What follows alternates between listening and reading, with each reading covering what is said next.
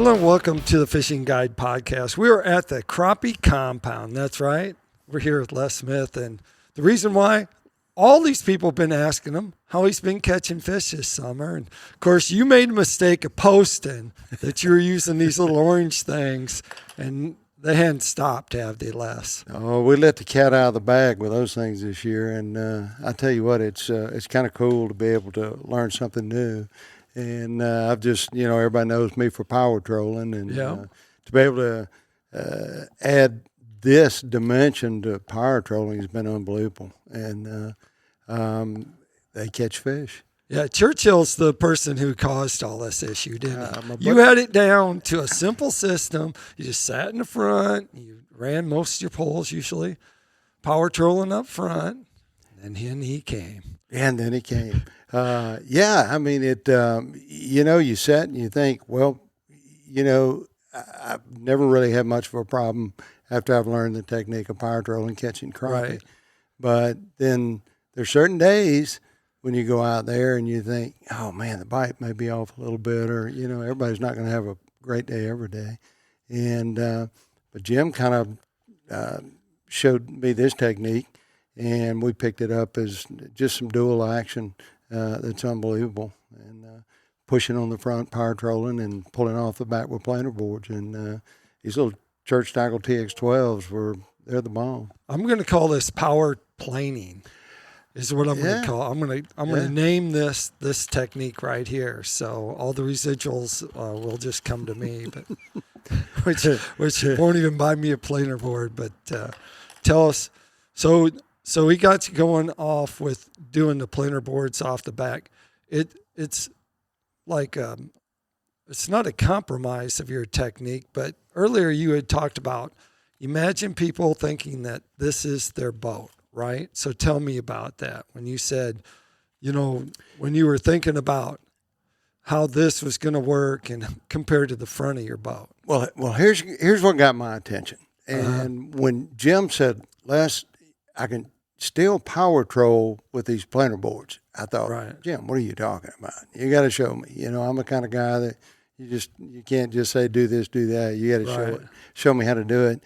And basically, all we did was take the same setup that we have on the front of the boat on the power trollers, where I'm using the B&M power trollers, 18 footers, and I built all my 5-foot leader setups. He said, just give me the 5-foot leader setup, give me the 3-ounce weight, I'll show you exactly what I'm talking about. So I'm sitting on the front of the boat, and I'm sitting there in the summertime, and we're catching fish down in deep water, 18 to 20 foot deep, and using 3-ounce weights, and I'm running 1.7 mile an hour. Now, I can take a live scope, I can take everything on the front of the boat, and I can kind of tell exactly where the fish are at in the water column, how much line I need to let out on a line counter reel, a whole ball of wax, kind of tune it in, and then we start catching fish. Jim said, all I want you to do is get going with the boat, get your setup, know exactly how much line you've let out, and I'm going to do the same thing on the back. And I said, all right, let me see what you're talking about. He said, just think about this planer board as being your rod tip. He said, that B&M is your rod tip up there. This planer board's going to be my rod tip back here. And I thought, just the light bulb went on. Right. And I'm thinking, that's pretty cool. So you just simply take a line counter reel, which basically what we've done is settle on this B&M gunner rod right here with B&M, which I love this thing. And it works really well for pulling these planer boards. And this is one of their catfish series. And so it's a little heavier, but also you need that because the weight that's up on top there, you're using 1.5 up to 3 ounces. Yeah, right there in the summer when those fish are deep, I'm using 3-ounce weights. Now this particular setup right here, we have a 1.5 ounce because in October I had to slow down a little bit.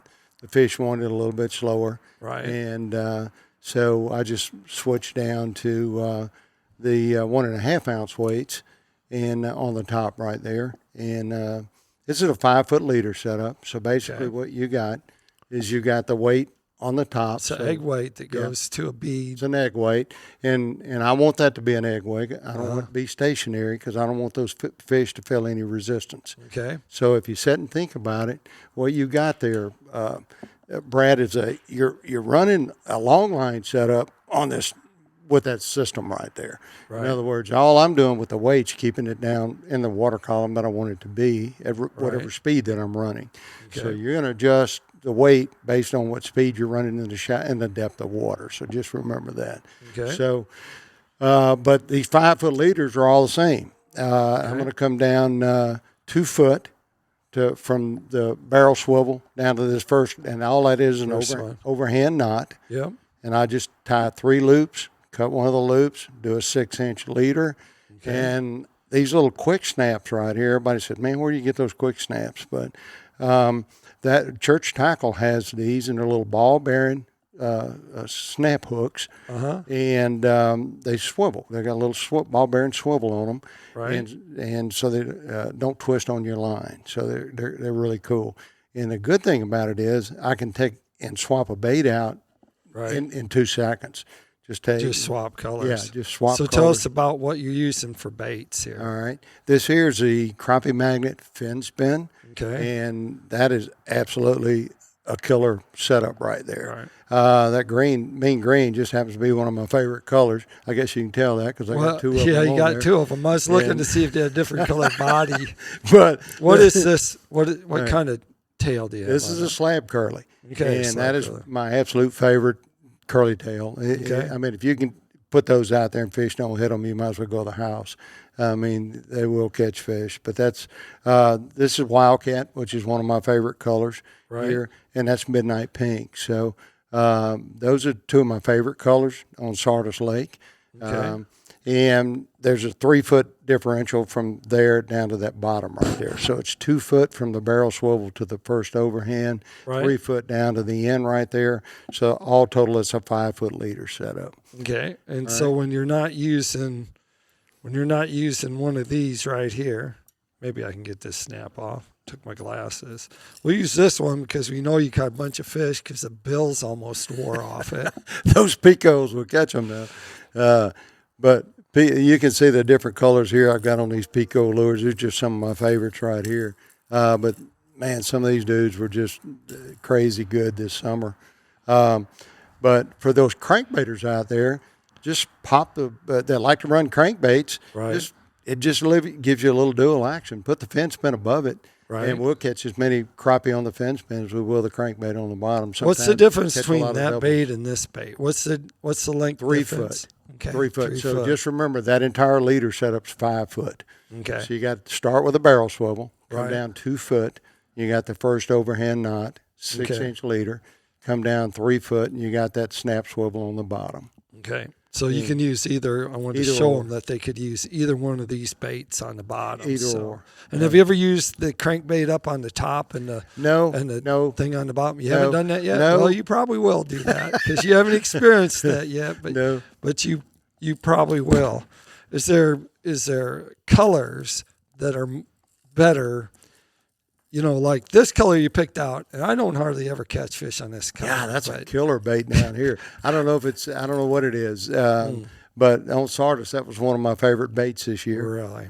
Yeah, that was a really good color. Dogged. That splatterback, that orange splatterback, and anytime you can get orange short, I don't know, they like black here. There's a slab curly too called Trick or Treat. It's black.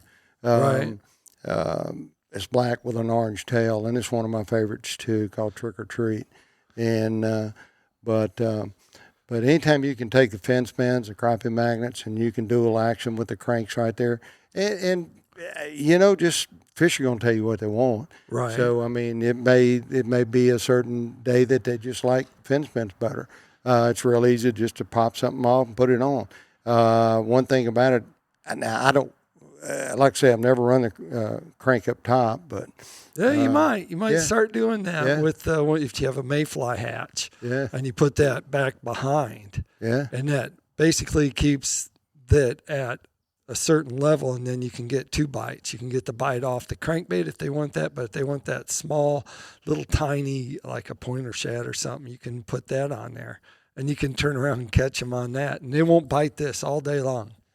On a mayfly hatch, you hardly ever get a bite on that. Really? You always get the bite on that little trailer. That little trailer. Little trailer back behind, little, like 2-inch little trailer. You might try that. Yeah. Show us, try. Show us how you hook the board up here. All right.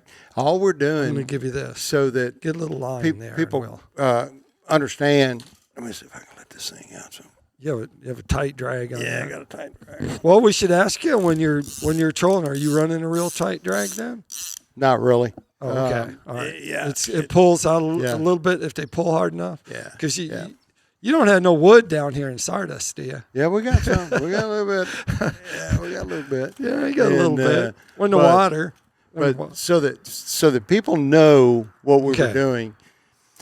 If I've got the line counter reel and I reel it up to that weight right there, and I know that on the front of that boat, I'm looking at it on a live scope, so it's going to tell me where I need to be in the water column. If I let out 15 foot, 20 foot, wherever I'm catching fish on a consistent basis, because I'm doing it on the front, I need to do the same thing on the back. So when I reel it up and we let it out, say 15 foot, 30 foot, whatever it may be, then I'm just simply snapping the planer board on. So remember, this now replaces that rod tip, and this becomes the rod tip. Okay. So it's running identical, if you sit and think about it, identically the same way that it's running on those B&M power trollers on the front. Okay. But it's running out there. Right. And generally we're going to do it 50 foot, 75 foot, 100 foot, maybe. So show them how do you hook the whole thing up there. Yeah, it's really easy. How the flag works. Yeah. All you're going to do is you're going to turn around, and it depends on what type hook, because Church Tackle has several different type hooks. Right. This just happened to be the one that I learned on and Jim put on for me. I think this one's actually kind of made for braided line too. Yeah. Now, so I don't have my glasses on, but I know you're going to hook this thing right in here, and you're going to just snap that line right there. Okay. All right. Oh, I didn't get it in there because I can't see it. Let's see what I got there. There we go. You got some pretty red line on that. Yeah. Or is it pink? Orange. Yeah, it's orange. Pink, orange. All right. So we're going to run it in. We're going to snap it right there. Okay. All right. And it's real easy to turn this thing. I'm going to push this little button, pull this little button right there. All right. And you're going to stick the line right through that right there. And you're going to let it down. So now it's locked here and here. Right. All right. And what you're going to do is put a little loop in this. And I'm generally just done this thing probably out here like this. But I'm going to take and roll this line around just a little bit. And I'm going to make me a little loop in it. And I'm going to snap it on right here. Now, the purpose for that is because I want that flag to come down when the fish hits it. When the fish hits it. And also like on leaves, when you pick up leaves or some slime. It'd help if I had my glasses on. I'll do that part. But yeah, just take the little loop right there, make a little loop, switch it right there. You got it? Yeah, I got it. There you go. Got it in there? It's not usually as bad as I am. There you go. It's usually not a two-man job. It's a one-man job. But you got a little loop right there, and the reason for that is when that fish hits it, and then it's going to pull that flag down. So you want a little slack in the line. If you don't have the slack in the line, it won't pull that flag. I didn't think you guys had any little crappie down here, but I guess if you get a little crappie, then it'll pull it down too. You don't have little crappie. Yeah, you got all big crappie down here. Yeah, we got them pigs down here, and So that's how that. But that's how it works. So and just remember, what we've got is from the end of this planer board to this weight right here is exactly what we're doing on the front. Right. So that's how, when I saw that concept and Jim said, I can power troll those planer boards, he got my attention. And they are deadly. I think we were, I don't know, the last in August, September, and October right there, I think we had 22, 23 trips before I ended the year and started thinking about deer hunting. But our limit's 25 a boat down here now, and 10 per person and 25 boat limit. So we were able, with that power trolling technique and the planer board technique, we had limits. I think it was 22 to 23 times in a row there before we quit. And what kind of speed are you maintaining? Well, at that particular time, when I quit running in October, I had slowed down to 1.2 miles an hour. That's the reason I went down to the 1.5 ounce weight. Okay. Because I was running a little bit slower. Right. Yeah. Okay. And they just, the reaction, the water's getting a little cooler. Fish are not quite as active once that water starts cooling off, and they weren't not quite as chasing fast. Yeah. All right. Yeah. Well, that takes us to Tackle Time. Tackle Time sponsored by PICO Lures. Of course, they have a complete line of hard crankbaits and other hard baits, including top waters, and they also have a whole line of soft plastics and jig heads and bass heads and everything you need to go fishing with. You can find it at PicoLures.com. Les, if they want to find out more about power trolling and what you do, where would they go? I got a power trolling for crappie page on Facebook that they can go to. We got Crappie Compound Adventures.